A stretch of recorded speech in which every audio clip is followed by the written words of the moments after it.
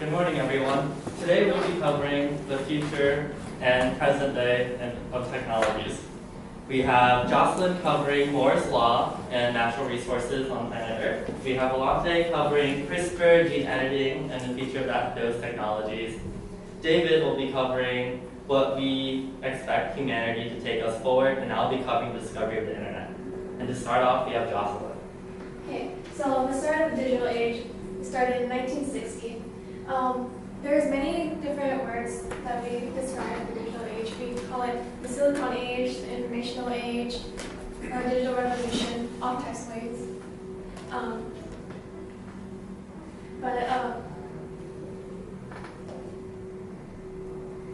So what the digital age is the transformation from the industrial age to a new era that's based on informational technology. So starting off is Moore's Law. Moore's Law is behind almost all the technology that we have today. It started in 1965, created by Gordon Moore.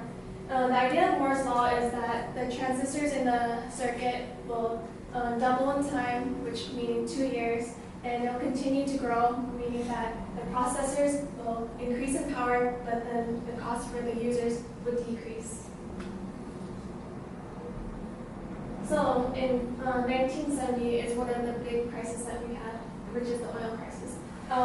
There's two times in particular, 1973 and 1979, where we had a big crisis where we didn't have enough oil, which it hurted the transportation for a lot of things, which being exporting goods, bringing goods together, or just industries that actually use oil for different causes. So that led to the oil and gas exploration in the 1980s. In the 1980s, because we had the oil crisis, they decided that why not have more, right? So they started exploring different ways of mining oil and getting gas.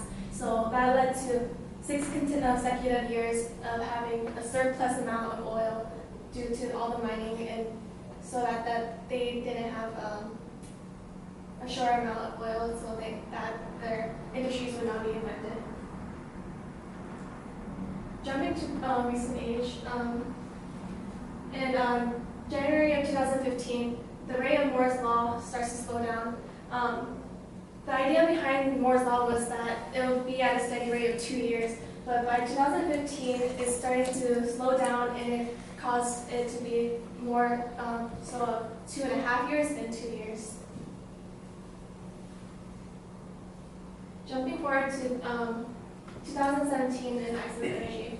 Iceland is one of the more, I guess you can say, modern countries that is using their technology for good, because they are using their technology to increase the use of natural resources. They are using geothermal power, wind sources, also solar power to energize their country. Instead of using like power, other things as oil to run their companies, they are using these kinds of like wind power to run their country. They are almost 100% on renewable energy right now. So by 2020, the demand for major commodities will decline. That being coal, thermal coal, and coal. So those are one of the 3 natural resources that we have right now. But by that time, we'll see them at their peak, meaning that by 2020, their use will be like at their highest. But by then, as we go forward with technology, it'll start to decline, and we'll start using different types of technologies such as AI robots, IoT, and so on. Okay, so 2021, Costa Rica's energy aims to be carbon neutral. Right now, Costa Rica is one of the few countries that's actually running on 100% renewable energy right now. That being solar power, wind power. They are working hard at continuing this. They have 2 consecutive months in 2 years, from 2016 to 2018, where they are completely on renewable energy. And by 2021, they aim to be 100% carbon neutral. And as I was talking about earlier with the other 3 sources, in 2025, oil sees its peak. That meaning that will be the highest that they will be using it, and that afterwards it will start to decline, and the demand for the use of oil will slowly be out of sight, and they will start using other technology to replace it.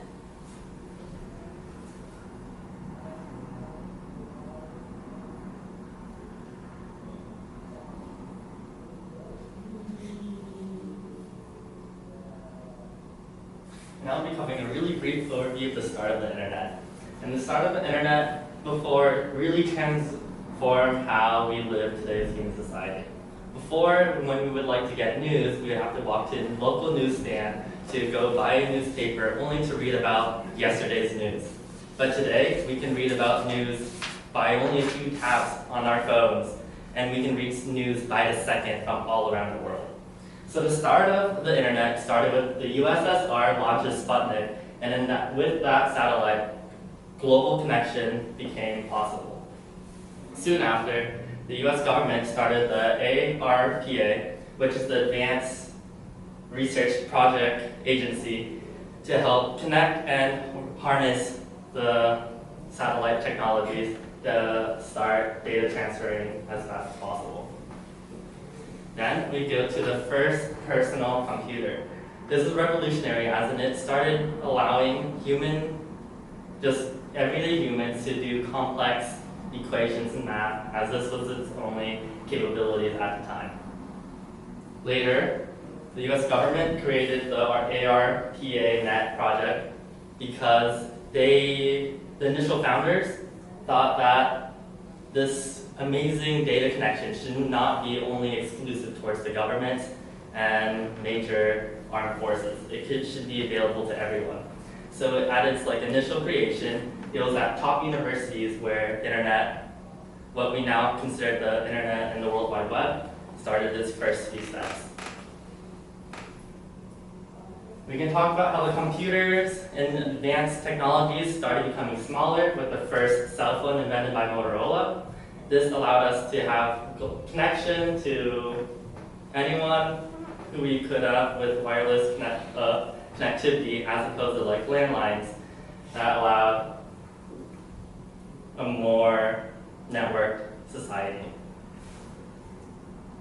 Next, we can also go to the first digital camera invented by Fujifilm, which this digital camera could only capture and store up to 5 to 10 photos at a time. This revolutionized how we consider digital age now today. But as the internet started taking its form, and then we also have the beginning of online shopping in 1995. We have Craigslist holding its first few postings in San Francisco, Amazon and eBay revolutionizing the online e-commerce as we see today. And soon after, we also have 44% of US households are online. So now we are a whole lot more connected, and with this, slowly, but sadly, we don't care for our neighbors as much. People are more towards their online networks. And in 1997, Google starts registers at its domain, revolutionizing how we access information before. And then we have Web 2.0. Before, the internet was mostly about accessing and transferring data, how we access information, but now, starting after the 21st century, we have user-generated information.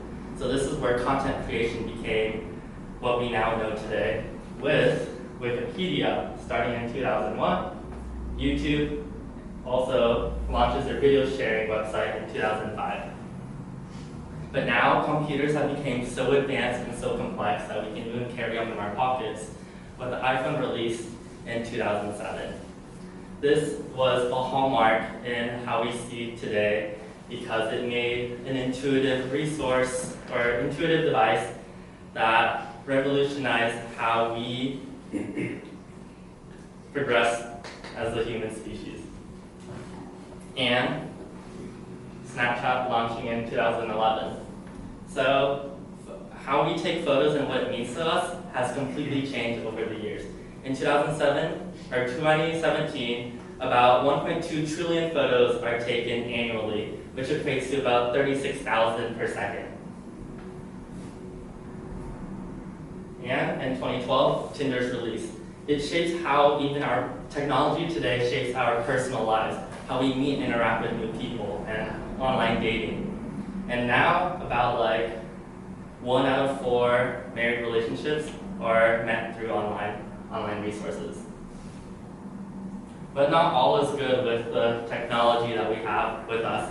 So in 2015, the Born Brilliant Project, an NPR subdivision, started to help us build our awareness with technology. Because we have noticed that we have become really impatient and very arrogant with how instant we can get information.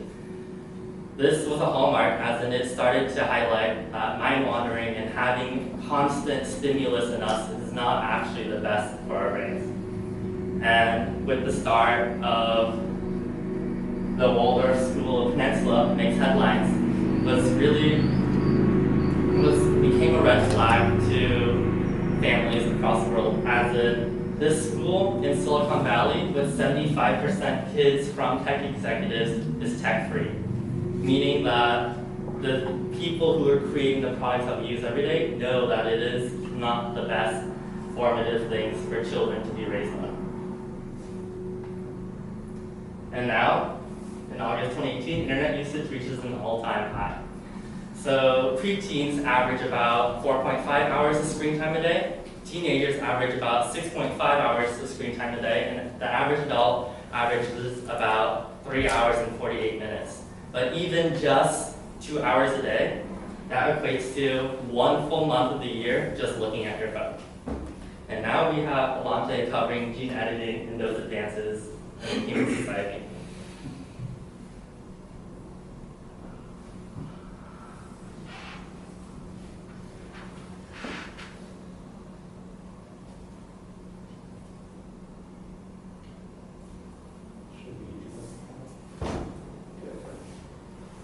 So around 2005, a protein called Cas9 was discovered, which led to the discovery in 2014 of CRISPR, which is basically you could call CRISPR a defense mechanism for organisms such as bacteria. So let's say if a virus is attacking the bacteria will activate, and the bacteria survives, it will activate a defense mechanism called CRISPR, which takes the virus's DNA, like genetic makeup, and stores it until the virus attacks again. And as you can see, well, I can just use this. As you can see, if the virus attacks again, it will use the genetic makeup from the virus and put it in its own genetic code, and will become immune to the virus's attack.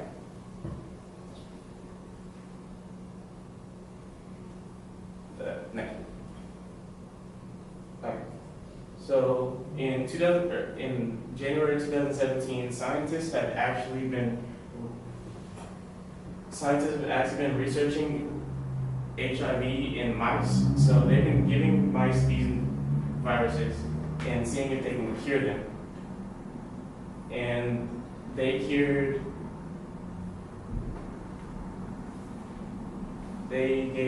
a study of 8 mice, which all had 100%, I think it was herpes infected, and they used gene editing to make it to 48%. So, January 2018, China has been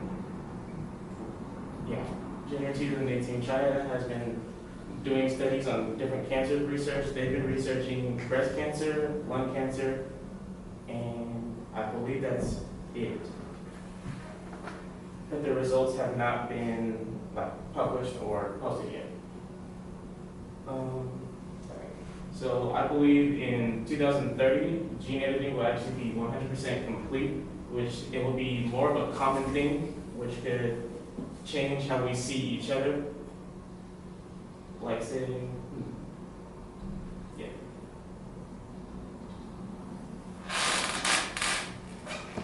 There's a thing, well, now they're researching a study called Designer Baby, where you can create a baby without it being born and see what your kid is actually going to look like.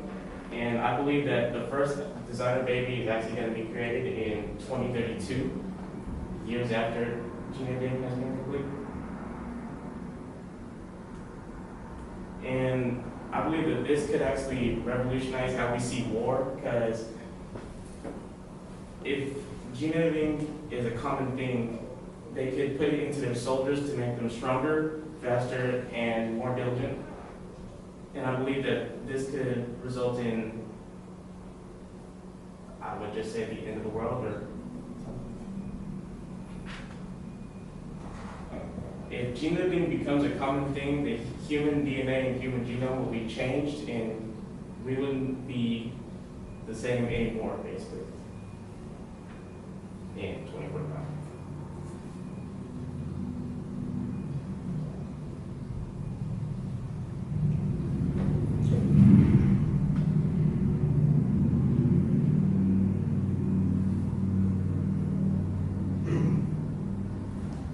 So we'll be covering AI and robotics. So essentially, robots date back all the way to the Industrial Revolution, right? We designed them in order to help us do tasks that we didn't really want to do. It also saves us a lot of labor, not having to hire anybody.